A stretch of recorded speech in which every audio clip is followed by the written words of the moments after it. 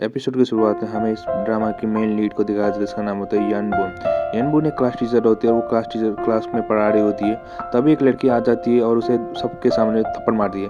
इसके बाद हमें यनबुन को दिखाया जाता है जो भी सपना नींद से जाग चुकी होती है और हमें पता चलता है कि यनबुन सपना देख रही है। यनबुन खुद से बोलती है कि ऐसे सपने मुझे कई समय से आ रहे हैं, अब तो मुझे इसकी आदत पड़ जानी चाहिए। यनबुन तैयार हो जाती है और आईना के सामने आके बोलती है कि आज भी पहले की तरह मुस्कुराना नहीं है, किसी अच्छे से बात नहीं करनी और भाई मस्ती तो बिल्कुल भी नहीं करनी। अब यनबुन ऐसा क्यों कहती है ये हमें बाद में पता चलेगा। यनबुन स्कूल की तरफ जा रही होती है, कुछ टीचर उसके बारे में बात कर रहे होते। एक टीचर बाकी टीचर को बता रहा होता है कि यनबुन को आए हुए सालों हो चुके हैं, अब भी मैंने कभी उसे अच्छे से बात करते हुए नहीं देखा। हमेशा वो सीरियस मूड में होती है और मैंने कभी उसे हंसते हुए भी नहीं देखा। पता नहीं वो लड़की ऐसा क्यों करती है। पीछे से यनबुन एक बात सुन रही होती है और वो खुद से बोलती है कि मुझे ऐसा ही पसंद है। हमें यनबुन का फ्लैशबैक दिखाया जाता है जहाँ भाई यनबुन सबकी फेवरेट होती है। पहले वो ऐसी नहीं थी, सबसे अच्छे से बात करती थी और वो स्कूल में भी बहुत ज़्यादा पॉपुलर होती है। बच्चों से लेकर बड़ों तक सब लोग उसे बहुत ज़्यादा पसंद करते थे। फिर हमें उसका प्रेजेंट दिखाया जाता है जहाँ भाई एक टीचर दूसरी टीचर से बता रहा होता है कि मुझे एक भी चीज़ समझ में नहीं आती कि यहाँ के टीचर सोल जाना चाहते तो उसने यहाँ क्यों अप्लाई किया। एक टीचर बताता है कि अगर वो एक्सेंट टीचर के तौर पे आई है तो उसे 2 साल सड़ना पड़ेगा। एक टीचर मैडम शोक को बोलता है कि आपको कुछ इसके बारे में पता है मैडम शोक, क्योंकि मैंने आपको कई बार मैडम उनके साथ बात करते देखा है। मैडम शोक बोलती है कि वो मुझसे कहाँ बात करती है, वो सिर्फ किराया देने के समय सिर्फ बात करती है। एक टीचर बोलता है कि शायद उसने सियोल में कुछ कांड किया होगा। मिस यून पीछे से ये बात सुन रही होती है और मनी मन बोलती है कि अच्छा होगा कि किसी को इसके बारे में पता ना चले। इसके बाद मैडम शुक यून मैम को देखती है और उसे हाई हेलो बोलती है। यून मैम शुक मैम को देख के सिर्फ से लाती है। इसके बाद हम एक हान नाम की लड़की को देखते हैं जो बहुत ज़्यादा हैंडसम होता है और पढ़ाई में भी बहुत ज़्यादा अच्छा होता है। सारी लड़कियाँ उसकी बहुत ज़्यादा फ़ैन होती है। तो हान क्लास टीचर को देखता है और उन्हें भाई नमस्ते बोलता है और हान एक टीचर बोलता है कि मुझे आपसे कुछ बात करनी है। वो टीचर उसे साइड में लेके बात करने लगता है। फिर इसके बाद हम मैडम शुक को देखते हैं जो भाई मिशन को बोलती है कि अगर तुम्हें ताला लगाने में दिक्कत हो रही है तो मुझे बताना, मेरे पास डुप्लीकेट चाबी है। मिशन कुछ नहीं बोलती और सिर हिला के चले जाती है। इसके बाद हमें स्कूल के ऑफिस रूम को दिखाया जाता है जहाँ प्रिंसिपल बता रहा होता है अपने टीचर से अब इस एग्जाम नज़दीक आ रहे हैं तो स्टूडेंट को ऑफिस रूम में आना अलाउड नहीं है। एग्जाम के क्वेश्चन पेपर लीक हो सकते हैं और इसके बाद और एग्जाम खत्म होने के बाद हम पेरेंट्स मीटिंग भी करेंगे। मिस यू ये बात सुन रही होती है और उनके हाथ से गलती से एयरपोर्ट गिर जाता है। फिर वो नीचे झुक के एयरपोर्ट को ढूंढ रही होती है। खिड़की खुली होती है तो मैडम शुक उसे बंद करने चल जाती है। मैडम शुक कुछ ऐसा दिखती है कि उसके देखने के बाद वो ऑफिस रूम में भाई चिल्लाने लगती है। सब लोग इधर उधर हो जाते हैं कि वो क्या हुआ।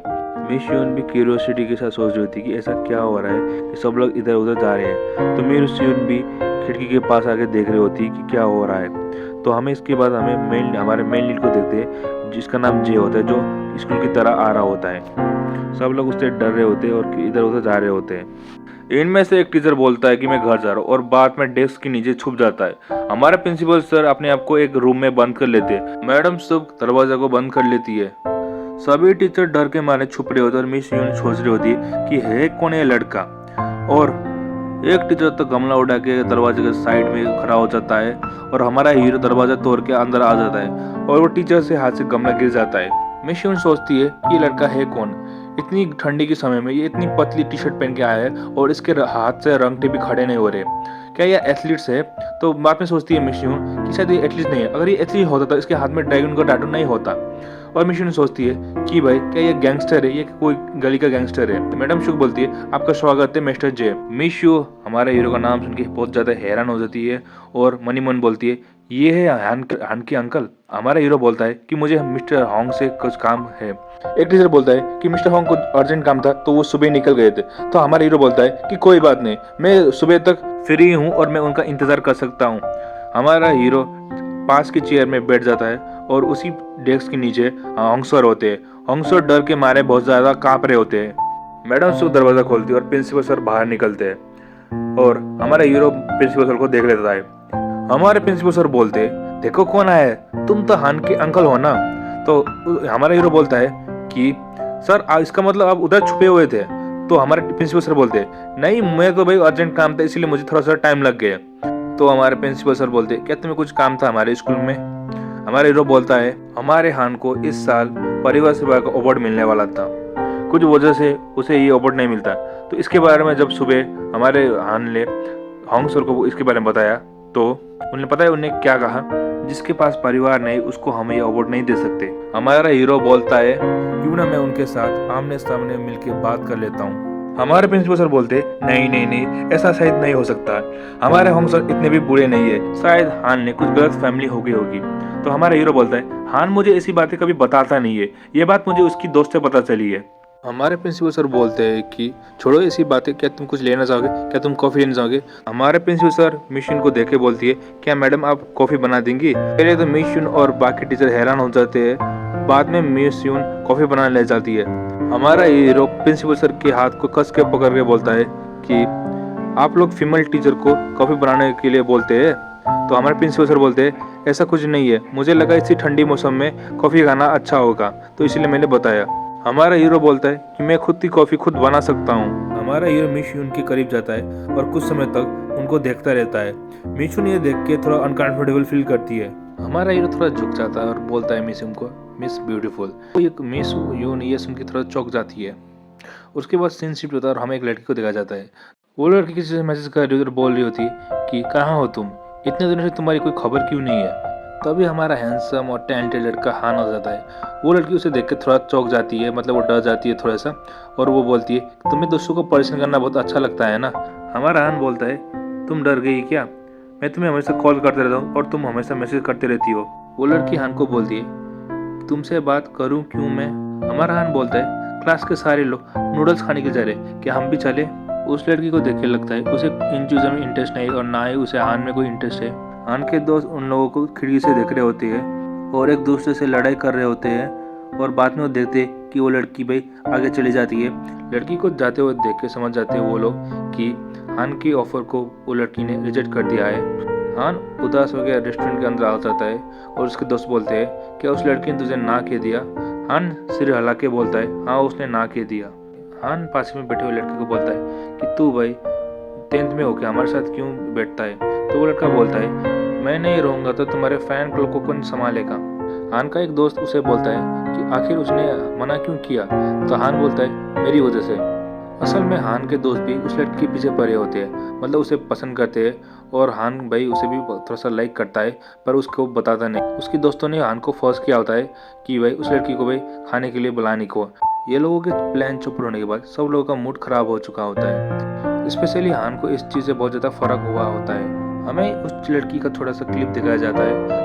वो लड़की हान को बता रही होती है कि मैं उन लोगों के साथ लंच करती हूँ जिन लोगों को मैं पसंद करती हूँ, तुम जैसे लड़कों के लिए मैं अपना लंच टाइम बर्बाद नहीं करना चाहती, समझने के लिए शुक्रिया। हान का एक दोस्त बोलता है हान से तेरी वजह से उस लड़की ने ना कहा। दूसरा दोस्त बोलता है मैंने पहले ही कहा था उस लड़की को लंच के लिए मैं इन्वाइट करूँगा। हान के साइड में बैठा हुआ लड़का बोलता है हान को इस बात को छोड़ो यार, स्कूल में सिर्फ वही लड़की है जो तुम्हें पसंद नहीं करती। हान का एक दोस्त हान को बोलता है अरे तेरे अंकल स्कूल आए।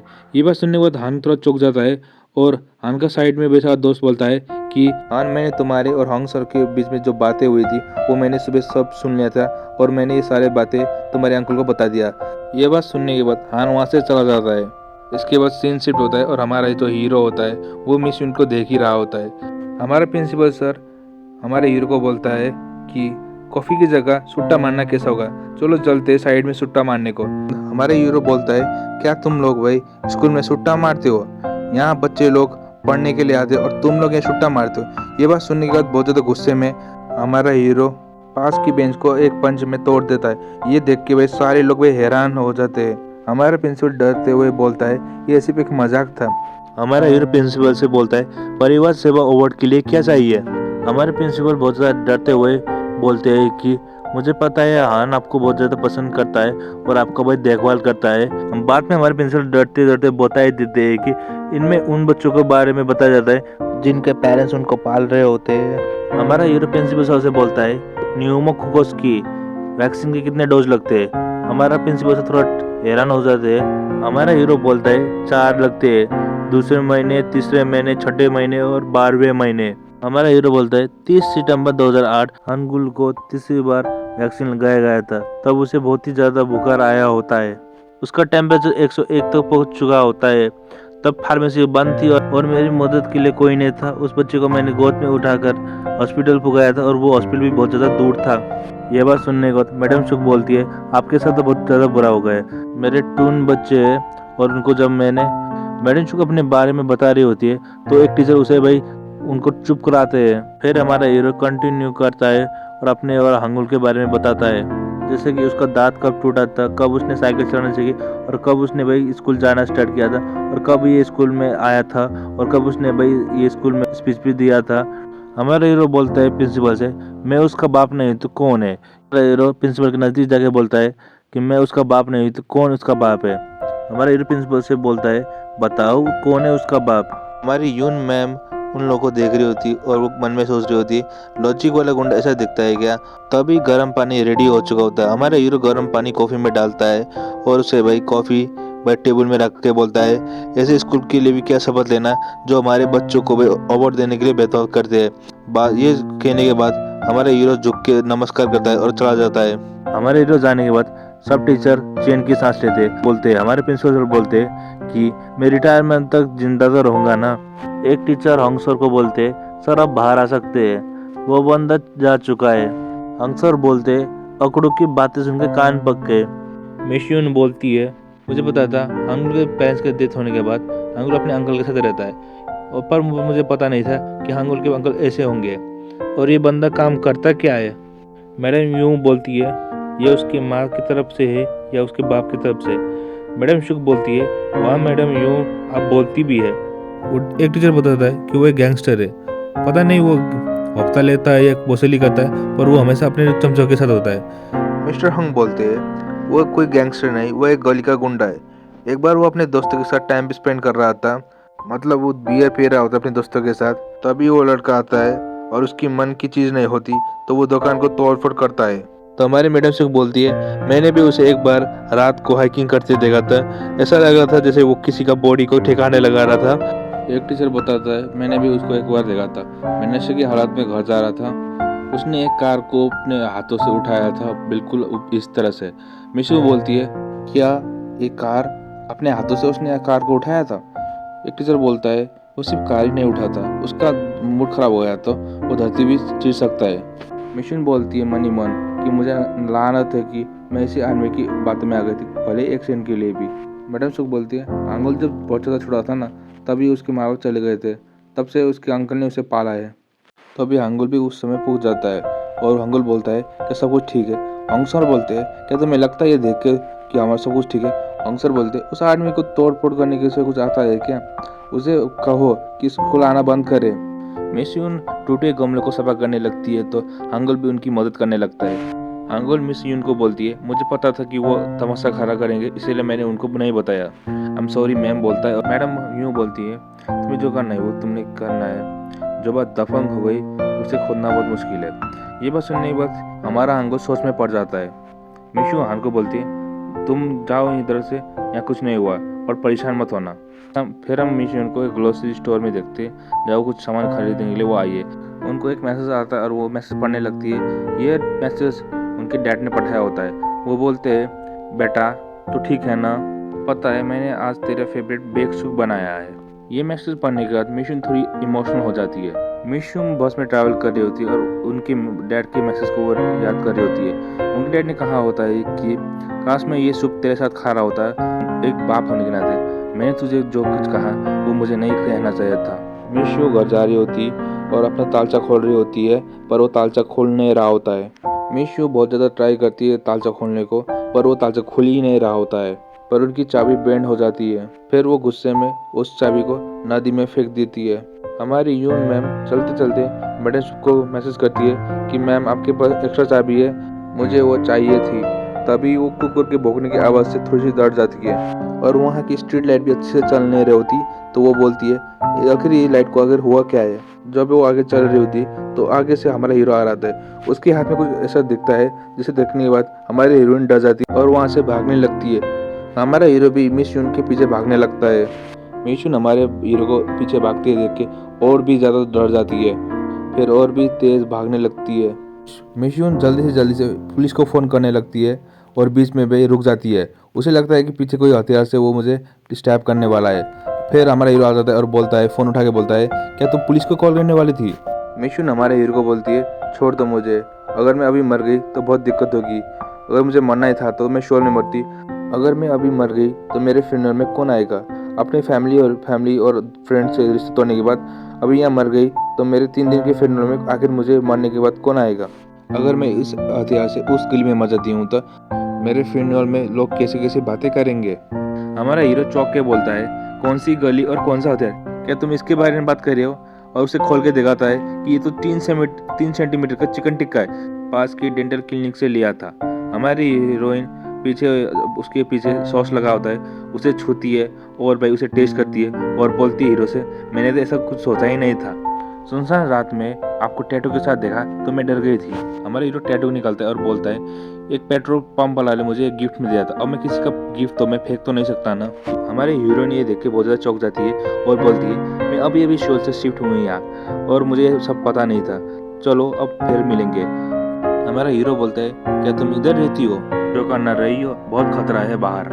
हमारी हीरोइन बोलती है, ताला खुल नहीं रहा था तो मैं बाहर थी। हमारा हीरो हीरोइन की मदद करने लगता है।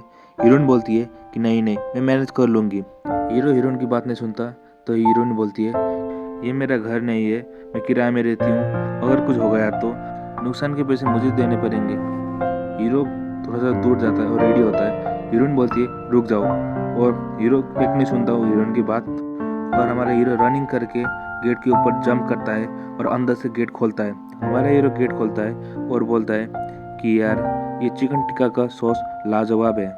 हमारा हीरो बोलता है, अब मैं निकलता हूँ वरना ये चिकन टिक्का ठंडा हो जाएगा, और बोलता है हीरोइन से कि तुम चाहो या ना चाहो इस गलती की कीमत चुकानी होगी। हीरोइन डर के मारे अपना सिर हिलाती है। हमारा हीरो टाइम देखता है और लेट हो गया बोल के दौड़ के चल जाता है। इसके बाद हमें हान का घर दिखाया जाता है जहाँ भाई ढेरों मेडल्स और सर्टिफिकेट होते हैं। हान बोलता है अपने एक आदमी से कि अंकल घर आ गए, तो वो आदमी बोलता है आज भी वो मेरा फ़ोन नहीं उठा रहा है। इसके बाद हम देखते हैं कि हमारा हीरो घर आ चुका होता है और एक आदमी बोलता है कि आज इतना लेट कैसे हो गए। हमारा हान बोलता है कि फिर से पुलिस का पंगा। हमारा हीरो बोलता है अरे और अपना चिकन टिक्का हान को देता है। हान बोलता है मैंने कहा तो मुझे नहीं चाहिए, इसके लिए इतनी दूर शहर जाने की क्या ज़रूरत थी। हमारा हान खुश होकर बोलता है ये तो वही है मेरा फेवरेट चिकन टिक्का स्माइली के सामने वाला। हमारा हान हमारे हीरो को देख के बोलता है या अंकल, और हमारा हीरो बोलता है इतना अच्छा है क्या। फिर हमारा हीरो ऊपर चल जाता है। हमारा हीरो हान का एक सर्टिफिकेट उठा के साफ करने लगता है। पास का आदमी बोलता है उसमें तो गंदगी होने का सवाल ही नहीं उठता, अभी तो आपने चिकन टिक्का लेने से पहले उसके साफ किया था। हमारा हीरो उस सर्टिफिकेट में लिखा हुआ बात बोलता है कि परिवार सेवा अवार्ड, इस लड़के ने अपने परिवार का सेवा करके एक मिसाल कायम किया है, तो इसीलिए हम इसे परिवार सेवा अवार्ड दे रहे हैं। हम भी और यहाँ समझ जाते हैं कि हान को परिवार सेवा अवार्ड मिल चुका है, जिसके लिए उसके अंकल ने आज सुबह स्कूल में हंगामा किया था। हमारा हीरो उस आदमी को बोलता है यहाँ जितने भी अवार्ड है ना, इन सारे अवार्ड से ज़्यादा मुझे अच्छा ये अवार्ड लगता है। फिर हमारा हीरो बोलता है क्या तुम्हें मैंने कभी ये बात बताई कि